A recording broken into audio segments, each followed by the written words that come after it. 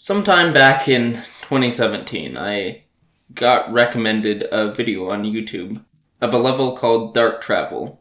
Now, I'd been playing Geometry Dash since late 2016, and, I hadn't been playing it for that long, but I'd seen a few levels, and I thought it looked cool, and I watched it, and I was blown away. I thought, wow, this guy, Jonathan GD, is one of the best creators in the game. I couldn't even begin to imagine how he created the level. Back then, I had barely touched the editor. I had no idea how he did any of it, and it was mind-blowing to me of a level. And there's some truth to saying that he was one of the best creators. At that time, Dark Travel was really an amazing level. It was probably one of the best levels made. Sure, there were levels better than it, but considering the standards and the other levels it was competing with, it was pretty revolutionary for its time. It's kind of aged now, and especially with contrasting against Dark Odyssey, it shows its age, but for its time, it was really good. I honestly feel like it's the only other travel level besides Lonely Travel itself that ever really innovated on the travel series. Like, there's other good travel levels, don't get me wrong. I like Melodic Travel, I like Hypnotic Travel, I like other travel levels, but Dark Travel took the travel theme and created a sort of story out of it. It created almost a narrative, which is something very unique. It took a very unique spin on the series, and it really knew what it was doing. And I haven't really ever seen that since. No other level has ever innovated on the series like that since Dark Travel or Lonely Travel itself. So after I saw this level, I remember I kind of forgot about Jonathan GD's levels for a while. I mean, I knew about Bootd 2, and I definitely knew about Future Funk when those came out, but I just didn't pay that much attention to it. But then Biru came out. While Bootd 2 and Future Funk were definitely cool levels, they didn't quite have the atmosphere that Dark Travel had, where Biru, it was going for something more atmospheric. And it really caught my attention. I started getting back into keeping up with Jonathan GD and being more interested in his levels, and at that time I felt inspired to try to make an XXL level of my own, and thus was born Autumn Travel. I don't think I would have done that if it weren't for Jonathan GD and his inspiration on me. And you can see today I've created levels like In Reality, Simplest Disco, Starlit Realm. I may not have created any of those if it weren't for Jonathan GD's influence on me. I've created several other XL levels that are a little less noticeable, ones I've put less work into as well. And I think I would have tried making an XL level at some point, but would I be doing it to the scale I've done? No, I mean, I'm working on Jam Factory now. That probably wouldn't have existed, or wouldn't even begin to exist without Jonathan GD, so he's definitely had a big impact on me. Now, I've mentioned that Dark Travel was really good for its time, and I feel like Dark Odyssey also manages to be that good for today's standards. I feel like Jonathan GD has done a good job of keeping up with the standards of the game. Even though he kind of was starting to dip down a little bit. I didn't really like Future Funk 2. Bootd 3 was pretty meh in my opinion, but he definitely made a big comeback with this. Now, the level obviously isn't perfect, and I'm not going to pretend like it doesn't have any flaws. For example, the first one I point out is the part at 69%. I kind of feel like it breaks the immersion a bit. It's not a huge deal, but I'm not a big fan. The bat part, the part with the bats, you know what part I'm talking about. I'll have something on screen. That part, I feel like it doesn't really improve much on the original. Yeah, it's a little bit better, but it just doesn't really do anything that interesting with the original concept. The sky part in the original level, it had like a castle and like art with that castle and stuff flying past you. I feel like in Dark Odyssey, it doesn't do anything as interesting. It definitely visually looks better, but I feel like it could had more art, although I guess Jonathan GD kind of wanted to step away from the castle trope since he's done that in Dark Travel and in Biru. He kind of wanted to do something new, but I feel like that part could have had a little bit more atmosphere and environment involved with it. And the structuring in the first Rainbow Duel, it's kind of just rectangles. I feel like he could have done something more interesting with the structuring. I definitely really like the effect, and the block design does look nice, but the structuring is kind of meh.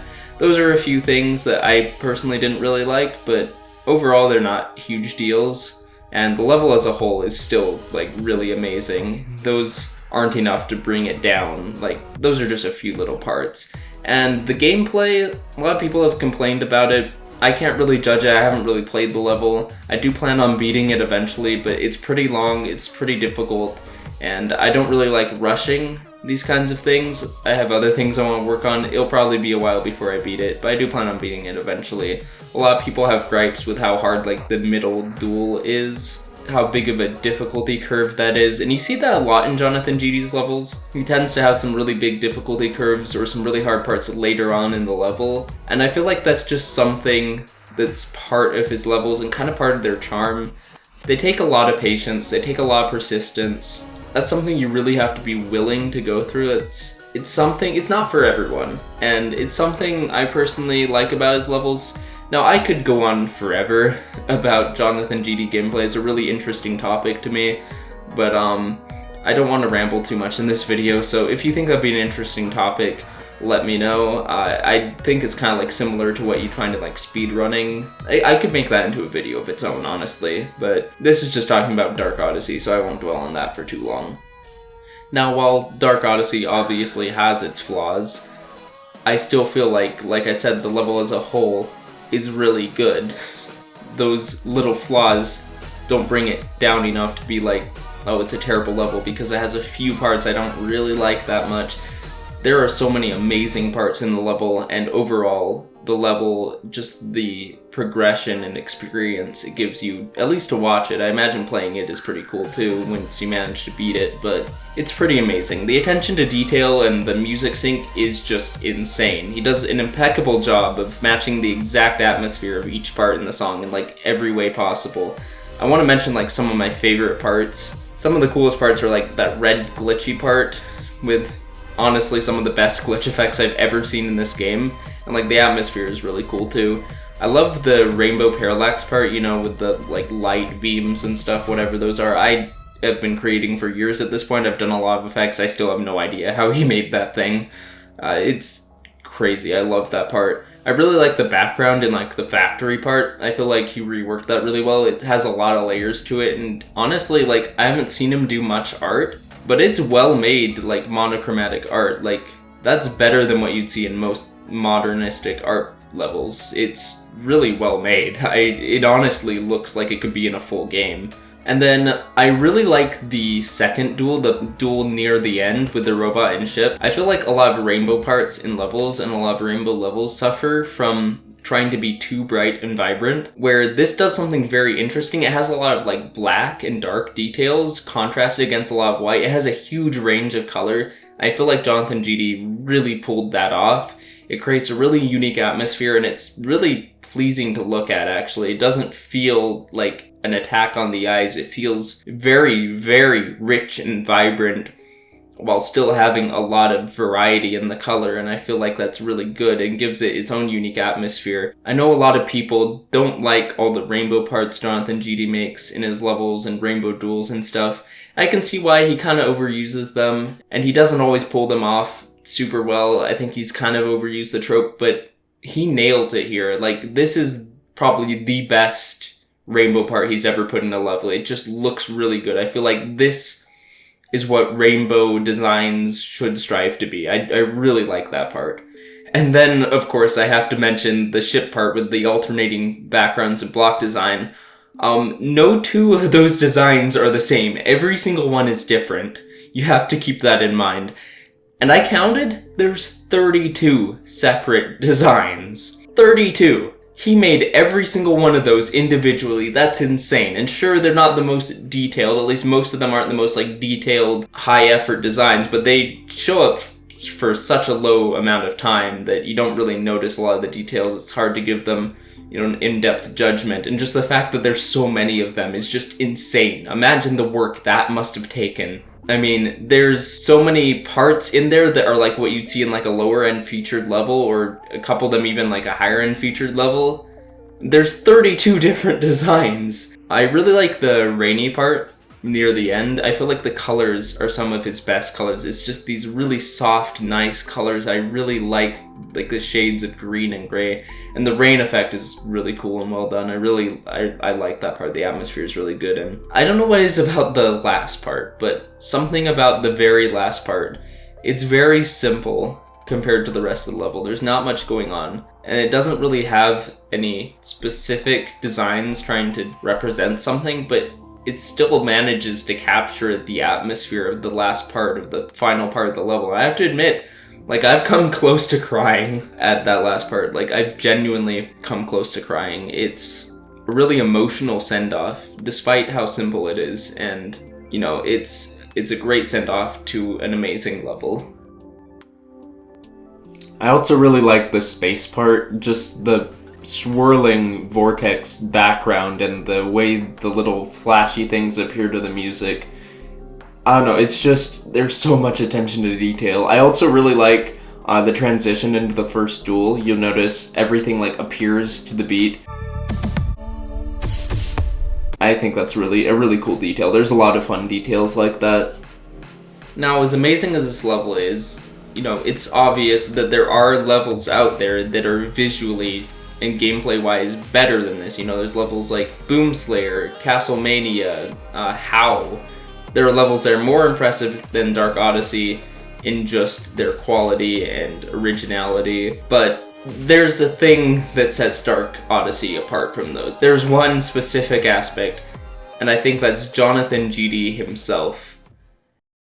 And don't get me wrong, the level is still up there with some of the best levels, but I think it's about the creator, Jonathan GD. And the community shifting more and more towards mega collabs and things like that, and trying to do things more efficiently, a lot of CP grinding, a lot of stuff like that. Jonathan GD has really maintained kind of his original look at creating and his original way of doing it, and he's really stuck with that. You can tell he doesn't care about creator points, obviously, and he doesn't really prioritize YouTube subscribers or followers or things like that. The thing he prioritizes the most is just making things that are memorable, that will stick with people, making things that he can be proud of, and putting his best into what he does. Finding every creative way he can be able to do more effectively, just for the passion of the art. I mean, I've joined some of his streams before, and I always feel at peace. There's a friend. I'm watching a friend. I really enjoy the streams I've gone to. I don't have the time to watch a lot of them, but I always felt at peace when I watched the streams. I've watched a lot in the background while I'm doing other things. And I don't get that out of most Geometry Dash streams. Most Geometry Dash streams genuinely stress me out. I just feel like the community's moving so fast and there's so much going on and everyone's so energetic, and he's different from that. He isn't afraid to do things his own way, and he's very hardworking at what he does. And I think one thing that I've noticed about him is that he's not afraid to make the decision to put things aside that are distractions from what's actually important to him. And he isn't afraid to do things in the moment that will benefit him later on. The community he's managed to create through streaming is just amazing. The fact that he can have this many people supporting him through these projects and have the motivation to work 13 full months on a level like this. And 13 full months, I know a lot of levels, people spend a lot of time on some levels like Sedulous or God Eater. The difference here is that he was working very hard on the level that entire time. He didn't really take any long breaks. There were constant streams going out. I am in his server. I get the stream notifications. He was streaming constantly throughout this entire process. He's not just procrastinating on it. It legitimately takes that much effort. 142 different streams, he said, which is insane. So, at the end of the day, I think what makes Dark Odyssey so special is not just the level itself, but the story behind it, and the fact that Jonathan GD is so dedicated to what he does, and is so dedicated to doing things in a really unconventional way, but it's a way that is really inspiring, and I find that pretty amazing, personally. You know, it really makes me think about my life and, like, what I'm doing with my life. I know the title in this video is kind of clickbait, but I'm not lying when I say that Dark Odyssey and seeing the level finally finished, watching it all the way through, just really makes me question what I'm even doing. Like, what do I even want? Why am I doing what I do? This is something that took so much work and so much dedication, and here he has something amazing to show for it. And, you know, I spend so much time just jumping from project to project, trying to kind of just feels like I'm wandering through my life, and yet here's proof that if you find something that means that much to you, you can do amazing things. And here's proof that I'm really not in tune with myself, and I'm really not looking at what I actually want and what I should be doing and what I want to be doing. You know, every moment in life is a moment we have a choice. A choice between doing the easy thing or doing the thing that will help us later down the road. Doing the thing that will get us to a better place. I really can't imagine how many times John had to make the latter decision throughout the process of building this level. So, I guess that's it. I've said many times that I want to change for the better, but at the end of the day, those don't really mean that much on their own. It's all a slow process that requires making these decisions and making the decision to be better when you don't have something inspiring like this, when it seems like the hard thing to do, when you don't really want to, about just doing something to get yourself in a better place, to get yourself in a better mindset. And I think the realization that that's how it is the first step to be able to do that.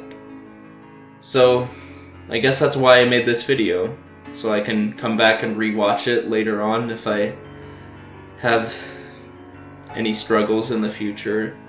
I feel like this will be a good place to come back to and think about why I'm doing all of it. And maybe I'll inspire some of you. I don't know. So, I just want to thank John for being such a huge inspiration to me and so many others. I'm not trying to, like, turn him into some sort of god, you know, omnipotent god, this amazing, glorified icon, saint. No, he's a very, you know, he's a flawed person, and he has his own struggles, and he's far from perfect, but I just want to thank him for always pushing forward, for always going through the hard things, and doing what he can to go towards what he loves, regardless of how hard it might be sometimes. And in the process of that, being an inspiration to me, and I'm sure to many other people. This man, or Chespin, I guess, has honestly changed my life forever. And I'm not kidding when I say that.